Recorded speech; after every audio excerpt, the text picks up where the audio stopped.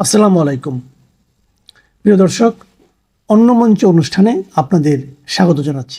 প্রথমে জানতে চাই, পশ্চিমবঙ্গের নির্বাচন পরবর্তী বেশ কিছু সহিংস ঘটনা ঘটেছে, সেটা কি কিছুটা থেমে আসছে কিনা নতুন সরকার গঠনের মধ্যে দিয়ে? তৃতীয়ত জানতে চাই, এই শুভেন্দু অধিকারী যিনি দায়িত্ব নিলেন পশ্চিমবঙ্গের মুখ্যমন্ত্রী হিসেবে, সেখানে অমিত শাহ গতকালকে গিয়ে বেশ কিছু কথা বলেছেন যেগুলো আমাদের বাংলাদেশের জন্য একটু দুশ্চিন্তার। বাংলাদেশের পররাষ্ট্রমন্ত্রী একটা বক্তব্য দিয়েছেন, আপনাদের পররাষ্ট্র মন্ত্রণালয় তার পরিপ্রেক্ষিতে বক্তৃতা দিয়েছে, বলেছে যে অবৈধ প্রবেশকারীদের ক্ষেত্রে বাংলাদেশের সহযোগিতা করবে। অন্যদিকে অমিত শাহ বেশ কিছু বক্তব্য, অমিত শাহ বলছেন যে সংখ্যালঘুরা ভোট দেয়নি, মুসলিমরা ভোট দেয়নি, তাদের দিকে কোনো দায়বদ্ধতা বিজেপির নাই।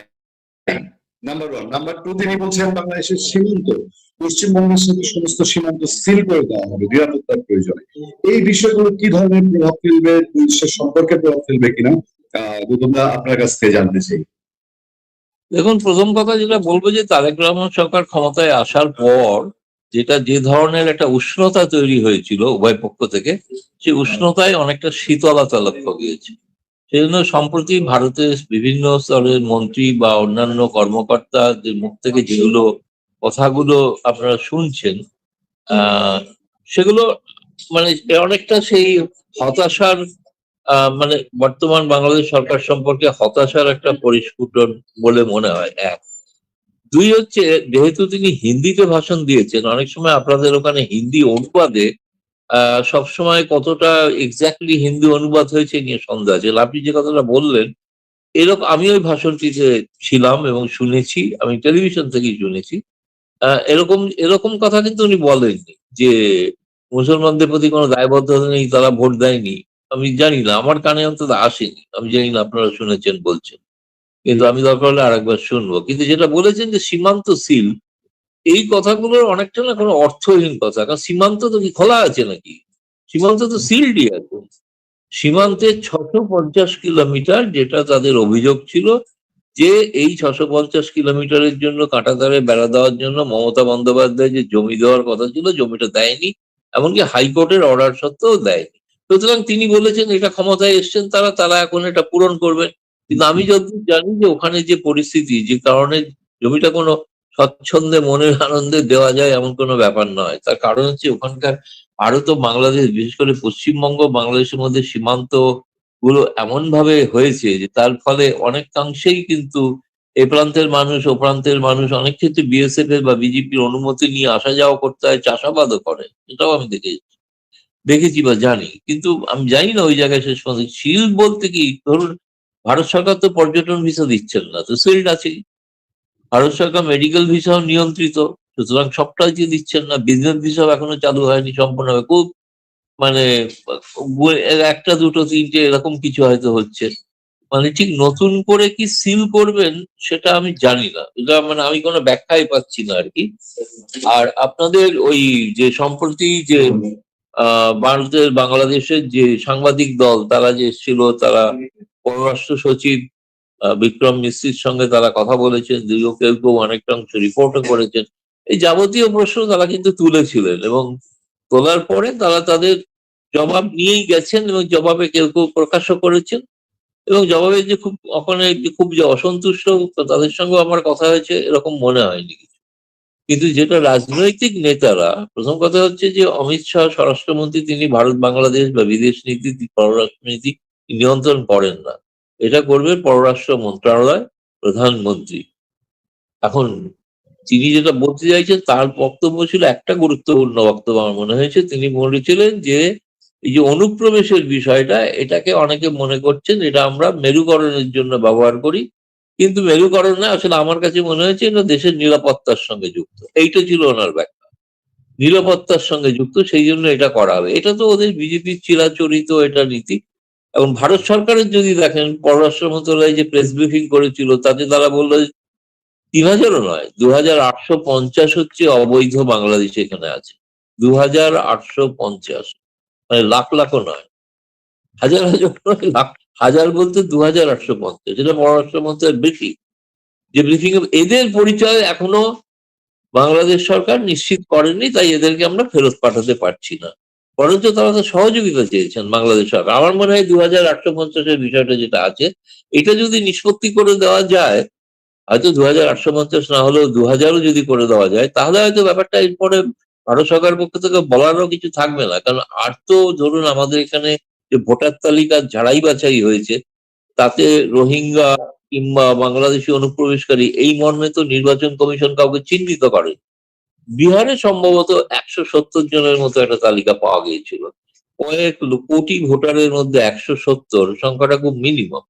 আর আপনি হয়তো জানেন যে আমাদের ভারতের সুপ্রিম কোর্ট, আমি গতকালই দেখলাম একটা আদেশ দিয়েছে, কেউ যদি অন্যায়ভাবে অনুপ্রবেশ ঘটাতে সাহায্য করে থাকে, তাহলে সেটা এমন কিছু বড় অপরাধ নয়, তার জন্য তাকে জামিন দেওয়া যেতে পারে, ফলে জামিনও দেওয়া হয়েছে। তো এখন এই বিষয়টা বিজেপির একটা নির্দিষ্ট রাজনৈতিক দৃষ্টিভঙ্গি আছে, এবং সেই রাজনৈতিক দৃষ্টিভঙ্গি অনুসারে তারা তাদের প্রচার করে থাকেন। সেখানে ভারত বাংলাদেশ, ভারত চীন কি ভারত আমেরিকার সম্পর্ক তাদের কাছে ম্যাটার করে না, ভোটে জেতাটাই ম্যাটার করে, এবং এই কারণে পরপর পরপর তারা ভোটে জিতছে, এটা ঘটনা, পছন্দ হোক বা না হোক।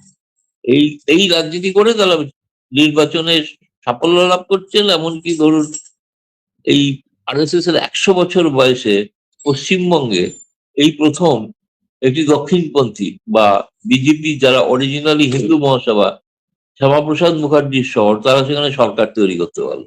100 বছর আগে কমিউনিস্ট এবং আরএসএস একসাথে প্রতিষ্ঠিত হয়েছিল প্রায়, কিন্তু আজকে কমিউনিস্টদের কোথাও কোনো হদিশ পাওয়া যাচ্ছে না। কিন্তু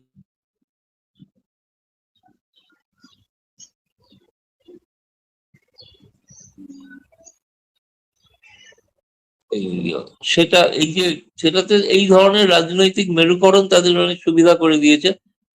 এখন আমি কোনো মানে মূল কোনো মানে ফাইনাল কোনো জাজমেন্ট দিচ্ছি না যে এর ফলে, আমি এটা বলছি না যে বাংলাদেশের সঙ্গে ভারতের সম্পর্কে তলানিতে চলে যাবে কিন্তু সবচেয়ে গুরুত্বপূর্ণ জিনিস একটা জিনিস বোঝা গেছে, এর মধ্যে একটা দিক আছে, সেই দিকটা আপনাদের জানা দরকার।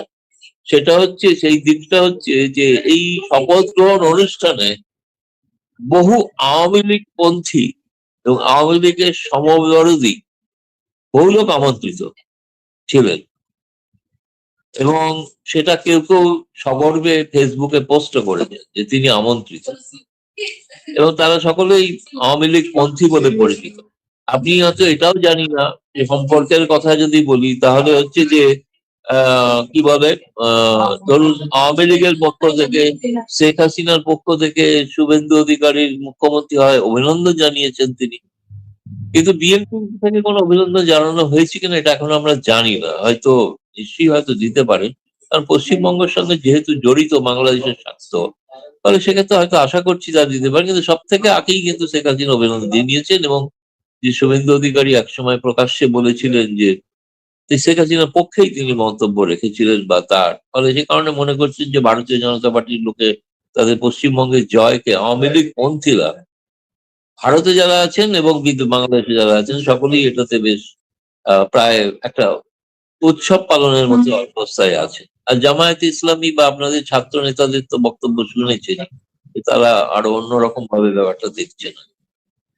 বলুন এতে করে কি আখেরে আওয়ামী লীগের কোনো লাভ হবে? এই একটা ধর্মপন্থী দল, তারা সে বাংলাদেশে তো আওয়ামী লীগ রাজনীতি করে, সেকুলার পলিটিক্স করে, তারা এখানে অসাম্প্রদায়িক পলিটিক্স করে, কিন্তু ভারতে তারা এটা সাম্প্রদায়িক ধর্মভিত্তিক দলকে সমর্থন দিচ্ছে। আখেরে কি আওয়ামী লীগের কোনো লাভ হবে মনে হয় আপনার? 2014 থেকে নরেন্দ্র মোদী দিল্লিতে প্রধানমন্ত্রী, তিনি ভোটে এসেছিলেন সেই বাংলাদেশিদের অনুপ্রবেশকারীদের তাড়িয়ে দেবো এই স্লোগান দিয়ে। 2014 থেকে 2024 10 বছরে সম্পর্কটা সোনালী অধ্যায়ে গিয়েছিল বলে বলা হয়। আখেরে লাভ হবে কি হবে না সেটা আমি বলতে পারবো না, কিন্তু শুভেন্দু অধিকারীর নিজের মন্তব্য হচ্ছে শেখ হাসিনাকে সালাম করে ঢাকায় নিয়ে গিয়ে পৌঁছে দেবো। তো ফলে এখন যদি কারুর সাহায্য, সে যেই হোক, যে যদি কারুর সাহায্য তার যদি কোনো রাজনৈতিক লাভ হতে পারে এরকম একটা ভেবে থাকেন, সেটা তারা ভাবছেন। আমি এখনো সেরকম কিছু লক্ষণ দেখছি না। এই মুহূর্তে গুরুত্বপূর্ণ তাদের পশ্চিমবঙ্গের তাদের সরকার গঠন করা, এবং সরকার গঠন করে সেখানে মানুষের এত বিপুল মানুষ আশা আকাঙ্ক্ষার মধ্যে আছেন সেটা পূরণ করতে পেরেছিল, না হলে কিন্তু পশ্চিমবঙ্গের মানুষ আবার বেশি সময় লাগবে না আবার মত পাল্টাতে। ফলে আওয়ামী লীগের বিষয়টা কেন জড়িয়ে গেছে সব মিলিয়ে দেখা যাচ্ছে যে ঘটনা তো যে বিজেপির পক্ষ থেকে তো আওয়ামী লীগ লোকেদেরই তো আমন্ত্রণ জানানো হয়েছে, এটাও তো ফ্যাক্ট। আমি তো জানি না একজন আমি জানি স্থানীয় স্তরে বিএনপি, যিনি আগে আওয়ামী লীগ ছিলেন, এখন বিএনপি হয়ে গেছেন, তিনিও শপথ অনুষ্ঠানে ছিলেন অবশ্য। কারণ আমরা নাম কি আমি নামগুলো জানতে পারবো? না মানে আমরা কি ছোটখাটো নামগুলো না না খুব ছোটখাটো স্তরের নেতা, তৃণমূল স্তরের নেতা, তাদের নাম জানিয়ে বা তাদের নামের মাহাত্ম্য বাড়িয়ে কোনো লাভ নেই আর কি। কিন্তু আমি জানি তারা এসছে, জানি না আমি দাদা জানি আমি তারা নিজেরা, আমি বলছি তারা নিজেরা আমাকে জানিয়েছে। আপনার ফেসবুক আমি যদি খুলে দেখেন অনেকের দেখতে পাবেন নাম দাম।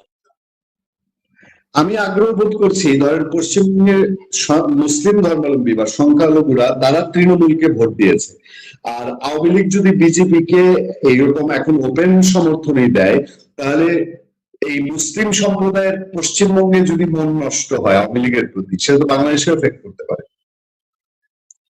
না দেখুন, সমস্ত মুসলিম তৃণমূলকে ভোট দিয়েছে সেটা ঘটনা নয়, তাহলে তৃণমূল এই এত কম সংখ্যক আসন পেত না। মুসলিমরা তৃণমূল সম্পর্কেও বীতশ্রদ্ধ হয়েছিল, যে কারণে তারা কংগ্রেস, সিপিএম এবং স্থানীয় স্তরের যে নেতা মুর্শিদাবাদের হুমায়ুন কবিরের দল, জানেন তো হুমায়ুন কবির 2টি আসনে জয়লাভ করেছে, কংগ্রেস 2টি বিধায়ক হয়েছে, একটা বামপন্থী হয়েছে, যারা সকলেই মুসলিম, হিন্দু নয় কেউ। তো ফলে মুসলিমরা সকলেই ভোট দিয়েছেন তৃণমূলকে, সেটা নয়, আগের থেকে কম ভোট দিয়েছে। সেই কারণেই সেই কারণেই হয়তো এখন তো জানি না যে ভবিষ্যতে কি হবে না হবে, সেটা পরের কথা, কিন্তু মমতা থাকাকালীন তো তিস্তা নদীর চুক্তি স্বাক্ষরিত হয়নি না।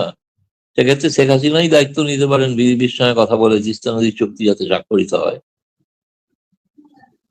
দাদা তিস্তা চুক্তি নিয়ে কিন্তু চীনের ইনভেস্টমেন্ট বাংলাদেশে হচ্ছে, এটা কিন্তু ভারত ঠেকাতে পারেনি।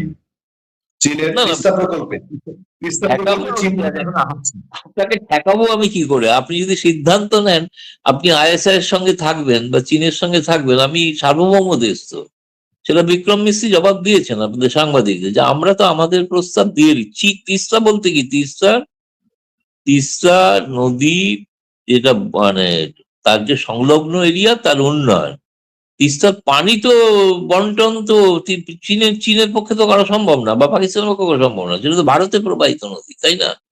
সেই চুক্তিটা কিন্তু চীনের যে প্রজেক্টটা আপনারা দিচ্ছেন, সেই প্রজেক্টটার কথা যেটা বলেছে, প্রস্তাব দিয়েছে, অতীতেও দেওয়া হয়েছিল, শেখ হাসিনার সময়ও একবার ছিল, শেষ পর্যন্ত শেখ হাসিনা পিছিয়ে এসেছিলেন, পিছিয়ে এসে তিনি ভারতকে দিয়েছিলেন ওই যে এলাকার ডেভেলপমেন্ট।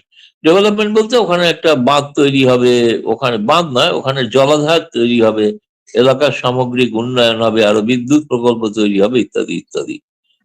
চীনকে দিয়েছেন, আটকানোর তো কোনো ব্যাপার নয়, আটকানো আমরা কি করে আটকাবো? এখন পাকিস্তান যদি জঙ্গি আর লস্করে তৈবা আর এদেরকে আশ্রয় দিয়ে থাকে, তাকে আমরা আটকাতে পেরেছি? পারিনি তো।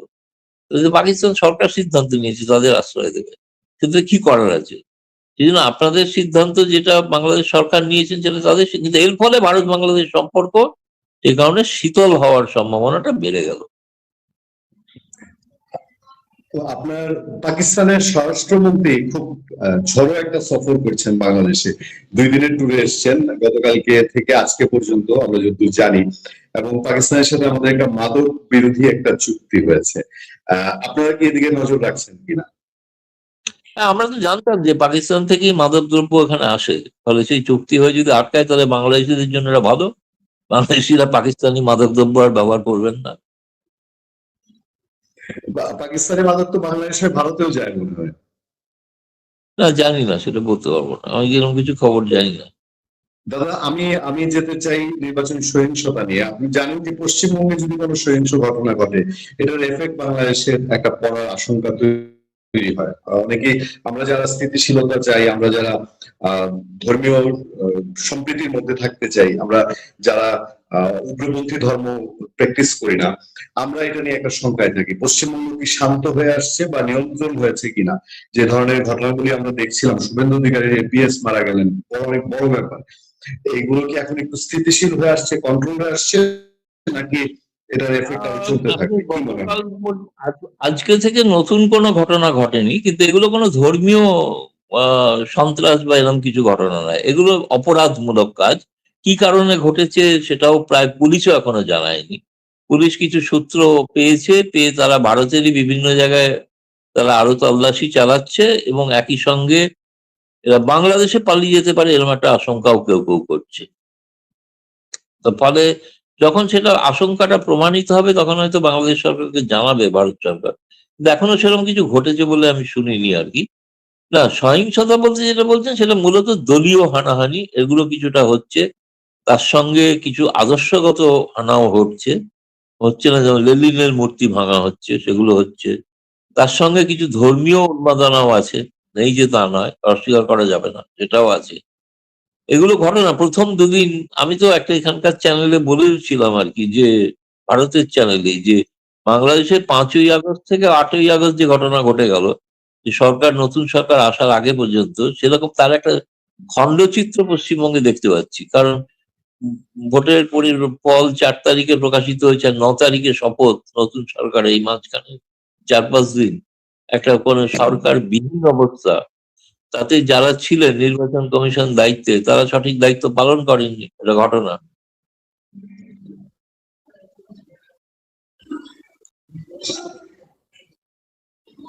বলুন। বদরুল, আপনি কি জি, আপনি কি শুনতে পাচ্ছেন আমাকে দাদা? হ্যাঁ, আমি শুনতে পাচ্ছি। আমি সবশেষ দাদা জানতে চাইবো একটা বিষয়, সেটা হলো আমরা গতকালকে একটা নিউজ দেখেছি সোশ্যাল মিডিয়ায়, যে আওয়ামী লীগের সভাপতি শুভেন্দু অধিকারীকে তো শুভেচ্ছা জানানোর পাশাপাশি তিনি নাকি এমন ঘোষণা দিয়েছেন যে তার সংগঠনকে কিছু রিফর্ম করা হবে। আসলে কি তাই কিনা? এবং বাংলাদেশে বিচ্ছিন্নভাবে আজকেও আওয়ামী লীগ এক জায়গায় মিছিল করেছে, ছাত্রলীগ মিছিল করেছে, তারা কি বিকল্প ভিন্ন কোনো পথে অগ্রসর হওয়ার চিন্তা করছে কিনা আপনার কাছে এই সংক্রান্ত কোনো খবর? না, ভিন্ন পথের কিছু জানি না, কিন্তু বর্তমান সরকার যেভাবে সার্বিকভাবে প্রায় ব্যর্থ হতে চলেছে বলা যেতে পারে, সেটা মানুষের অসন্তোষ বাড়বে, ক্ষোভ বাড়বে, অশান্তি বাড়বে। আওয়ামী লীগ তো চাইছেন যে তাদেরকে যাতে এই সরকার নিষেধাজ্ঞা প্রত্যাহার করে, কিন্তু সেটা করছেন না তারা, মূলত জামায়াতপন্থীদের চাপেই করছেন না বলে ধারণা। জামায়াতের হাতে বন্দী হয়ে রয়েছেন বর্তমান সরকার। তো ফলে এই জন্য আপনি যেটা বলছেন, আমি সেটা কিছুটা শুনেছি, আমি সঠিক জানি না, এখনো খোঁজ নিতে পারিনি, আমি অন্য কাজে ব্যস্ত ছিলাম।